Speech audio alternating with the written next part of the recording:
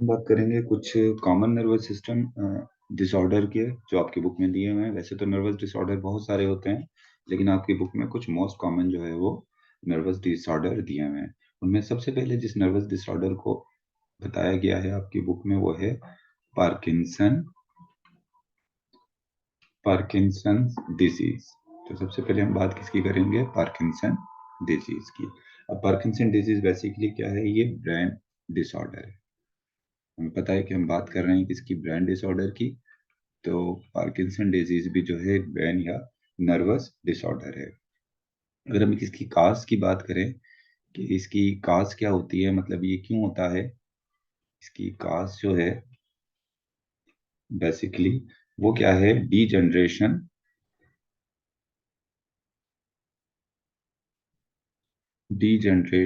और damage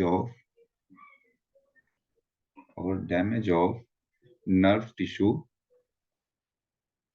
nerve tissue within basal ganglia of brain basal ganglia of brain. मतलब अगर हम बात करें कि ये पार्किंसन डिजीज जो है ये क्यों होती है, इसकी वजह क्या है बेसिकली, तो इसकी वजह जो आपकी बुक बता रही है कि इसमें क्या होता है कि एक ब्रेन में बेसल गैंग्लियन है। अब सबसे पहले तो देखें ये बेसल गैंग्लियन है क्या। आपके ब्रेन के अंदर जो फोर ब्रेन आपका होता है, मिसाल के तौर पे ये फोर ब्रेन है और ये मिड ब्रेन है। फोर ब्रेन के नीचे और मिड ब्रेन के टॉप पर, जिसको मैं रेड से शो कर रहा हूँ, फोर ब्रेन के नीचे और मिड ब्रेन के टॉप पर जो है ये क्या मौजूद होता है? मौजूद होता है ये बेसल गैंग्लिया। और बेसल गैंग्लिया बड़ा इंपॉर्टेंट काम करता है आपके मसल्स को, जो है मसल्स की जो मूवमेंट होती है इसमें जो है वो एक इंपॉर्टेंट रोल जो है वो प्ले करता है। अब इसके अंदर क्या होता है पार्किंसन डिजीज के अंदर? आपके जो बेसल गैंग्लिया के जो नर्व्स होते हैं वो बेसिकली क्या होना शुरू हो जाते हैं? डीजनरेट होना शुरू हो जाते हैं। मतलब वो खत्म होना जो है वो शुरू हो जाते हैं। या तो खत्म होना शुरू हो जाते हैं या फिर क्या होता है किसी वजह से वो डैमेज भी हो सकते हैं। यानी ये जो बेसल गैंग्लियन के आपके जो टिश्यू हैं, अब बेसल गैंग्लियन का जो पार्ट्स हैं ब्रेन के अंदर, जो इसकी नर्व्स हैं, इसके जो न्यूरॉन है, वो अगर किसी भी वजह से जो है वो या तो डीजनरेट हो जाएं या किसी वजह से डैमेज हो जाएं, तो फिर कौन सी डिजीज हो सकती है? पार्किंसन डिजीज हो सकती है। अच्छा, पार्किंसन डिजीज अगर हो जाती है तो इसके सिम्टम्स क्या हैं? इसकी अलामात क्या हैं? देखो, अगर ये डिजीज स्टार्ट हो गई है, मिसाल के तौर पे ये हेरिडिटी में भी बाज़ दफ़ा लोगों को होता है कि उनके बेसल गैंग्लियन वक्त के साथ साथ जो है वो क्या होना शुरू हो जाते हैं? डीजनरेट होना शुरू हो जाते हैं, खत्म होना जो है वो शुरू हो जाते हैं। तो जब वो स्टार्ट होते हैं खत्म होना, तो ये डिजीज भी जो बिगिन होती है, ये स्टार्ट होगी, बिगिन होगी एज अ स्लाइट ट्रिमर। यानी पहले क्या होगा? स्लाइट ट्रिमर्स होंगे। ट्रिमर्स किसको कहते हैं? जैसे शेकिंग ऑफ हैंड, कप कपाना जिसको आप कहते हो ना, ट्रिमर्स। तो स्लाइड जो है वो ट्रिमर से स्टार्ट हो जाते हैं। और कहाँ पर ट्रिमर स्टार्ट होते हैं? पहले तो ट्रिमर ऑन वन हैंड, पहले एक हाथ में, एक लेग में। और ये उस वक्त भी होते हैं which which are worse at the time at the limb are at rest. यानी आपका हाथ इस वक्त रेस्ट में है, आप मुंह नहीं, लेकिन फिर भी वो हिलता रहेगा। आपने अक्सर बूढ़े लोगों को भी देखा होगा, उनका हाथ ऐसे शेक करता रहता है। यानी रेस्ट में है अभी वो, लेकिन इनवॉलेंट्री जो है वो क्या होती है? वो स्लाइड जो है वो इस तरह से मूव होता रहता है। तो मतलब ये पहले तो एक हाथ में, एक हाथ और एक टांग के अंदर राइट या लेफ्ट साइड पर जो है वो क्या होता है? ट्रिमर्स होते हैं, मतलब शेकिंग होती है। और उसके बाद क्या होता है? फिर लेटर, बाद में ये और वर्स हो जाता है। फिर बोथ साइड, दोनों साइड के हाथ और टांगों में जो है वो क्या शुरू हो जाती है? ट्रिमर्स जो है यानी शेकिंग जो है वो शुरू हो जाती है। इसके अलावा इसके और ज्यादा साइड इफेक्ट थोड़े से वर्स होते हैं और ज्यादा बढ़ जाते हैं। तो उसमें क्या होता है कि जो है वो मसल्स जो होते हैं, मसल्स जो होते हैं बॉडी के, स्टिफ हो जाते हैं, हार्ड हो जाते हैं, उनमें वीकनेस आ जाती है। और मसल्स में भी ट्रेम्बलिंग होती है। मसल्स की जो इनवॉलेंट्री मूवमेंट होती है उसको क्या कहते हैं? ट्रेम्बलिंग। जैसे हमारे पार्ट्स के, हाथ की या टांगों की जो इनवॉलेंट्री मूवमेंट है उसको तो हम ट्रिमर कहेंगे, लेकिन मसल्स की जो इनवॉलेंट्री ऐसे मूवमेंट हो रही है तो उसको हम क्या कह रहे हैं, उसको हम ट्रिम्बलिंग कह रहे हैं। यानी मसल्स की क्या शुरू हो जाएगी, ट्रिम्बलिंग भी शुरू हो जाएगी। तो अब अगर हम, और इसके अलावा एक और बात ये याद रखिएगा, इसमें जो है वो इंटेलेक्ट, मतलब जो इंटेलेक्ट होता है, यानी सोचने समझने की जो सलाहियतें हैं, आपकी मेमोरी जो है वो रिमेन अनइफेक्टेड। आपका मतलब इंटेलेक्ट जो है, मतलब आपकी सोचने समझने की जो सलाहियत होती है उस पेशेंट की, उसमें कोई प्रॉब्लम नहीं आता।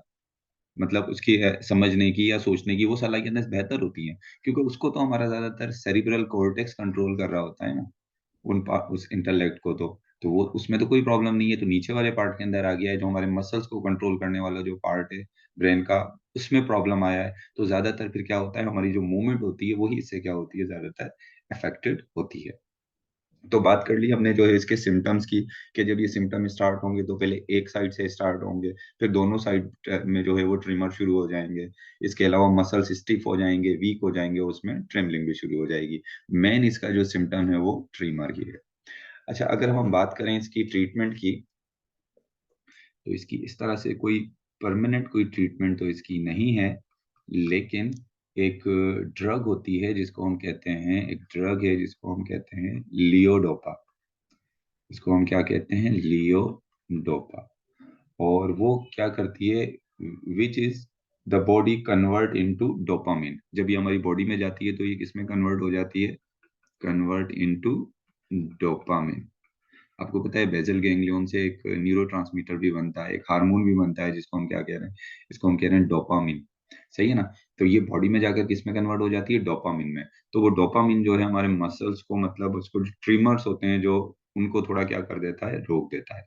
तो मतलब ये है कि यहाँ पर जो है वो, ये जो ड्रग होती है, ये मोस्ट इफेक्टिव ड्रग जो है यही है किसकी, पार्किंसन डिजीज की।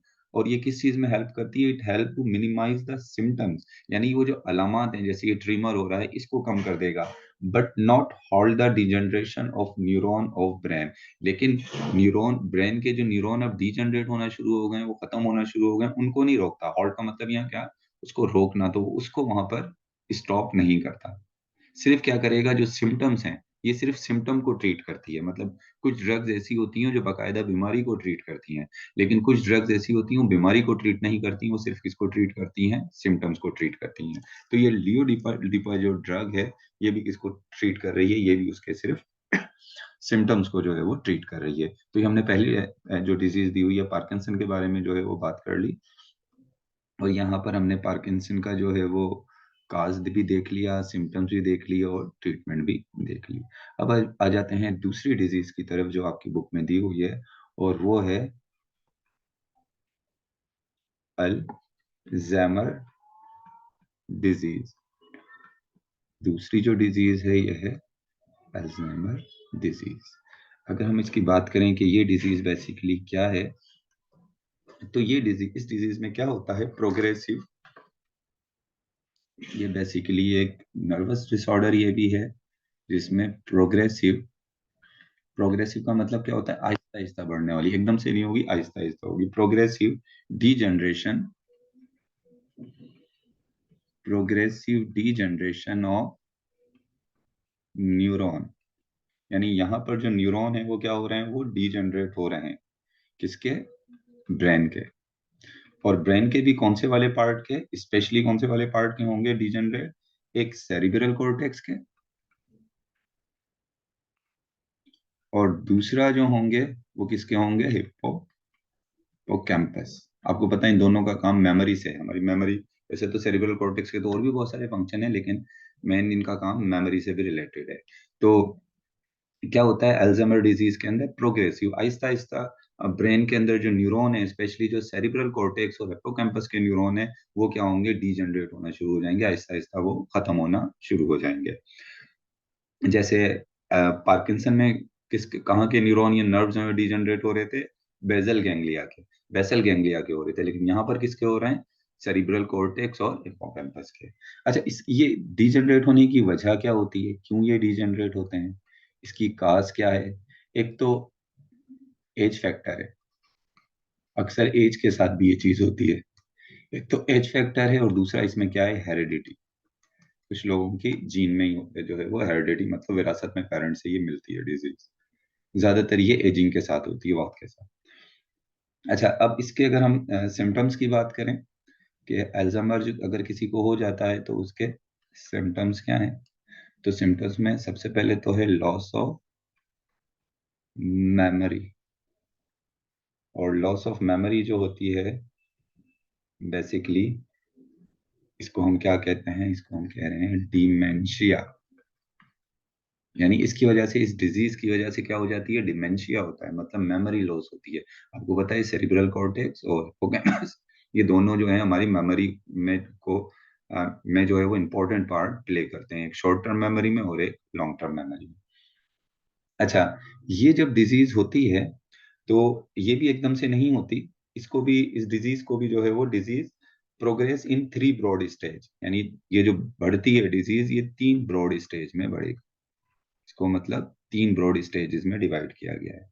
पहली स्टेज तो वो होती है जिसके अंदर जो है वो patient notice his forgetfulness. Patient notice his और हर फॉरगेटफुलनेस, यानी पेशेंट ये नोटिस करना शुरू हो जाता है कि वो चीजें भूल रहा है। सही ना, पेशेंट नोटिस और इज फॉरगेटफुलनेस, उसको पता लगता है कि चीजें मैं भूलना, जैसे चाबी रख कर कहीं, वो नॉर्मली तो हम सभी बाज़ दफा भूल ही जाते हैं, लेकिन ज्यादा मतलब फ्रीक्वेंट इस तरह से वो चीजें जो है वो भूलना शुरू हो जाता है। ये पहली इसका जो है वो क्या है, पहली इसकी स्टेज है इस बीमारी की। और उसके बाद सेकंड फेज, इसका जब सेकंड स्टेज आएगी, सेकंड फेज में क्या होगा, सीवियर लॉस ऑफ मेमोरी। पहले तो थोड़ी बहुत मेमोरी लॉस हुई थी, अब सीवियर लॉस हो जाएगा किसका, मेमोरी। और ये देखो कैसे जैसे जैसे न्यूरॉन कम होते जाएंगे, डिजेनरेट हो जाएंगे, वैसे वैसे ये बीमारी बढ़ती चली जाएगी। Severe severe loss of memory particular for recent event, यानी रिसेंट जो इवेंट होते हैं उसको भी भूलना शुरू हो जाता है, 1 घंटा पहले क्या हुआ था। सही है, वो भी चीज क्या हो जाती है, भूल जाती है। The victim also became disoriented as the time of space, losing his way even in familiar street। यानी वो रास्ते में जो है वो एक फेमिलियर स्ट्रीट, जिन रास्तों पे वो रोज जाता है, इवन कि वो अपने घर को भी भूल जाता है कि मेरा घर किस गली के अंदर था, रास्ते जो है वो भूल जाता है। बस अब उसको टाइम का भी अंदाजा नहीं रहता कि सुबह है या शाम है। इस तरह की चीजें जो है उसके साथ हो रही होती हैं। और तीसरी जो सबसे लास्ट में जो स्टेज आती है, अ, जो है वो लास्ट जो थर्ड स्टेज होती है इसकी, उसमें बेसिकली क्या होता है, suffer from in the patient became severely disoriented, suffer from the symptom of. उसके बाद क्या होता है कि लास्ट के अंदर जो है वो पेशेंट सफर होता है किससे, साइकोसिस शुरू हो जाते हैं। साइकोसिस मतलब वो नफ्सियाती मसाइल जिसको हम कहते हैं ना, साइकोसिस शुरू होते हैं। जैसे 2 साइकोसिस आपके बुक में दिया हुआ है, एक तो है हेलोसिनेशंस। हेलोसिनेशंस किसको कहते हैं, हेलोसिनेशन बेसिकली होते हैं हेयरिंग वॉइसेस और seeing faces when no one are there. मतलब आपके सामने कोई भी नहीं है लेकिन आपको कोई शक्ल नजर आ रही होगी, कोई बंदा बैठा हुआ नजर आ रहा होगा, आपको कोई बुला नहीं रहा, कोई आवाज नहीं दे रहा, लेकिन आपको आवाजें सुनाई देंगी। इसको हम क्या कहते हैं, इसको हम कहते हैं हेलोसिनेशन। तो मतलब इसके थर्ड स्टेज जो होती है उसमें क्या शुरू हो जाती है, साइकोसिस शुरू हो जाते हैं, जिसमें क्या होती है, एक तो चीज है जिसमें हेलोसिनेशन। हेलोसिनेशन के बाद होता है तीसरी चीज जो है वो पैरानोइड डिल्यूजन्स, यानी वहम। और वहम भी कैसे, ऐसा वहम जो कोई चीज जो मतलब रियल नहीं है, लेकिन बंदा उस पर अड़ जाता है कि नहीं ऐसा है। जैसे कुछ लोग बाज़ दफा मतलब उसको अपने वो करीबी किसी बंदे को कहेगा कि नहीं ये मुझे मारना चाह रहा है, ये मुझे चाय में जहर देना चाह रहा है। इसको हम क्या कहेंगे, एक वहम उसको दिमाग में आ जाता है, जिसको हम कह रहे हैं पैरानोइड डिल्यूजन्स। आपकी बुक में जैसे लिखा है फिक्स इरेशनल आइडिया, मतलब कोई रियलिटी से उसका ताल्लुक नहीं है, उसके बाद एक फिक्स एक आइडिया हो गया। Not share by others and not responding to reasonable argument, यानी वो किसी से शेयर नहीं कर सकता, उसको चेंज भी नहीं कर सकता। और मतलब क्या कि उसको आप कितना आर्ग्यू करो लेकिन वो उस बात पर, अपनी बात पर रहता है कि नहीं ये इस तरह से है। तो यहाँ पर मतलब डिल्यूजन्स का मतलब यहाँ पर क्या हो गया, एक तरीके का वहम है। अब अगर मैं ट्रीटमेंट की बात करूं कि इसकी ट्रीटमेंट क्या है या इसकी, तो इसकी कोई क्योर नहीं है, नो क्योर। इसमें भी जो मेडिसिन है वो सिर्फ थोड़े बहुत सिम्टम्स को ट्रीट कर सकती हैं, बाकी इस बीमारी का कोई इलाज नहीं है। इसके बाद नेक्स्ट हम जो है वो चलते हैं थर्ड वन, जो है epilepsy,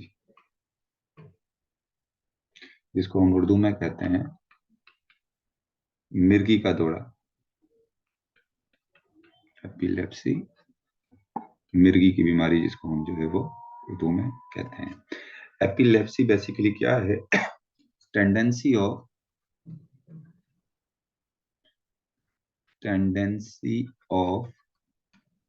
recurrent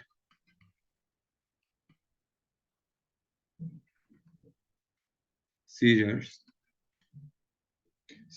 or temporary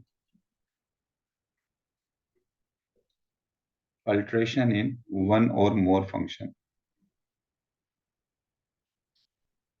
basically क्या, इसको नॉर्मली आप कह सकते हो tendency of recurrent seizures. Seizures कहते हैं बेसिकली जैसे दौरे पड़ते हैं ना, एकदम से बैठे बैठे एकदम दौरा पड़ गया, वो आप एकदम से मतलब बेहोश हो गया वो एकदम से, तो ये क्या हो गया से जो दौरे पड़ना। और टेंडेंसी ऑफ रिकरेंट, रिकरेंट मतलब एक दफा नहीं, बार बार, मतलब ये किसी भी टाइम पर हो सकता है, ये रिकरेंट, ये रिपीट होते हैं। एक तो होता है ना कभी कभी इंसान किसी वजह से बेहोश हो गया, ब्लड प्रेशर लो हो गया या कुछ, लेकिन यहाँ पर ऐसा नहीं है। यहाँ पर क्या होगा, इसमें ऐसे पेशेंट के अंदर, एपिलेप्सी के पेशेंट के अंदर टेंडेंसी होती है कि रिकरेंट, यानी दोबारा जो है वो बार बार जो है उसको क्या पढ़ सकते हैं, दौरे पढ़ सकते हैं। इसको हम कहेंगे एपिलेप्सी। अच्छा, एपिलेप्सी की अगर हम काज की बात करें कि ये क्यों होता है, इसकी काज क्या है, तो ये बेसिकली जो है वो this is are transient neurological abnormalities caused by abnormal electrical activity in brain. Basically इसका काज होता है abnormal electrical activity in brain, ये इसका काज हो गया। अब देखो, वक्ती तौर पे ये ट्रांजिएंट है, मतलब वक्ती तौर पे होता है, हमेशा नहीं, थोड़ी देर के लिए जो है ना ये, क्योंकि दौरे भी जो है वो ज्यादा देर के लिए होता है, थोड़ी देर के लिए पड़ता है। अब थोड़ी देर के लिए क्या हुआ आपके ब्रेन के अंदर, आपको पता है करंट जो है, इलेक्ट्रिक करंट प्रोड्यूस होता है, इम्पल्स प्रोड्यूस होती है। अब आपके ब्रेन के अंदर एकदम से जो है वो इलेक्ट्रिकल एक्टिविटी जो है वो ब्रेन के अंदर एबनॉर्मल इलेक्ट्रिकल एक्टिविटी शुरू हो गई, जिसकी वजह से आपके मसल्स वगैरह ये तमाम बॉडी जो है वो एकदम से आप क्या हो गए, बेहोश हो गए। और ये ट्रांजिएंट है, मतलब थोड़ी देर के लिए होता है, टेम्पररी होता है, ज्यादा देर के लिए ये नहीं होता। और अब ये एबनॉर्मल इलेक्ट्रिकल एक्टिविटी की वजह क्या होती है, क्यों एबनॉर्मल इलेक्ट्रिकल एक्टिविटी ब्रेन में होती है? ये हेरिडिटी भी हो सकती है, बचपन में कोई सर पे चोट लगी हो उसकी वजह से भी ये प्रॉब्लम आ सकता है। अच्छा, इसके अलावा जो है वो ये जो सीजर्स है, ये बेसिकली जो है ये स्पॉन्टेनियस भी हो सकते हैं, यानी अचानक भी पड़ सकता है, स्पॉन्टेनियस भी हो सकते हैं, यानी अक्सर ये जो होते हैं इसके मिर्गी के जो पेशेंट होते हैं वो बैठे हुए होते हैं एक जगह, ट्रेन में कहीं सफर कर रहे हैं, तो अचानक से ये दौरा पड़ जाता है, ये अचानक भी हो सकता है। और इसके अलावा ये किसी स्टिमुलस की वजह से भी हो सकता है, किसी स्टिमुलस की वजह से भी हो सकता है, जैसे such as flashing light. Flashing light मतलब एकदम से अगर कोई, ये मिर्गी के जो जिनको दौरा पड़ता है वो एकदम से तेज लाइट के अंदर जो है वो नहीं आते हैं, क्योंकि ये तेज लाइट जो है ये स्टिमुलेट कर सकती है किसको, एबनॉर्मल इलेक्ट्रिकल एक्टिविटी ब्रेन की, और उससे क्या हो जाएगा, एपिलेप्सी का दौरा पड़ सकता है। अच्छा, इसके अलावा ये जो दौरे होते हैं इसमें, जो ये सीजर्स होते हैं, ये बेसिकली जो हैं वो जर्नलाइज भी हो सकते हैं, ये जर्नलाइज भी हो सकते हैं, और ये जो होते हैं बेसिकली जनरलाइज भी हो सकते हैं, और इसके अलावा जो है वो ये पार्शियल भी हो सकते हैं। दौरा जो पड़ता है वो जर्नल भी हो सकता है, जर्नलाइज भी हो सकता है, और पार्शियल भी हो सकता है। अब जर्नलाइज को आप कैसे कैरेक्टराइज करोगे? जर्नलाइज में क्या होता है, कंप्लीट अनकॉन्शियसनेस, यानी मुकम्मल तौर पे आप अनकॉन्शियस हो जाते हो, मुकम्मल तौर पर बंदा इसमें जिसको इस तरह का जर्नलाइज एपिलेप्सी का दौरा पड़ता है, तो जो है वो क्या होता है, मुकम्मल तौर पर क्या हो जाएगा, वो बेहोश हो जाएगा, और उसकी बॉडी क्या हो जाती है, स्टिफ हो जाती है, अकड़ जाती है, थोड़ी सी स्टिफ हो जाती है, और उसके साथ विद ट्विचेस और जर्क, यानी उसको झटके भी लगते हैं।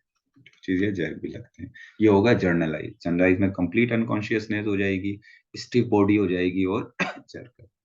लेकिन अगर पार्शल है तो देखो, पार्शल के अंदर क्या होता है, पार्शल के अंदर मेमोरी लॉस तो इसमें भी होती है।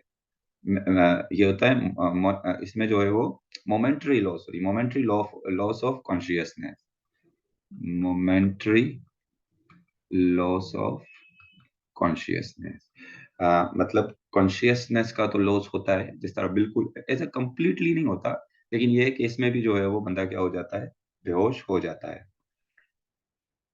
मूव नहीं कर सकता, इतना कॉन्शियस नहीं होता कि वो मूव कर सके। तो मूवमेंट इसमें बिल्कुल जो है वो नहीं होती। लेकिन क्या होता है, मूव नहीं करता लेकिन without abnormal movement, without abnormal movement, इसमें एबनॉर्मल मूवमेंट नहीं होती। देखो जनरलाइज के अंदर जर्क लगते हैं, बॉडी में झटके लगते हैं, तो ये झटके लगना क्या है, एबनॉर्मल मूवमेंट है। लेकिन जो पार्शियल होता है इसमें जो है वो एबनॉर्मल मूवमेंट नहीं होती। यानी कॉन्शियस आपका, आप जो है अनकॉन्शियस हो गए हो, लेकिन क्या है इसमें एबनॉर्मल जो है बॉडी की जो जर्क होती है, जो मूवमेंट होती है, वो इसमें नहीं होती। अब अगर ट्रीटमेंट की बात करें इसकी, तो इसकी जो ट्रीटमेंट होती हैं, उन जो ड्रग्स यूज करते हैं उनको हम कहते हैं एंटी कन्वर्जेंट ड्रग। इसमें भी एंटी कन्वर्जेंट ड्रग्स होती हैं, और ये ड्रग्स भी जो है वो बिल्कुल हमेशा एपिलेप्सी को खत्म नहीं करती, इसको भी सारी जिंदगी जो है वो आपने क्या होना करना होता है, जो है वो ये जो है वो लेनी पड़ती हैं। तो ये आज हमने जो है वो तीन जो है वो नर्वस डिसऑर्डर जो आपकी बुक में दिए थे, उसको जो है वो डिस्कस किया।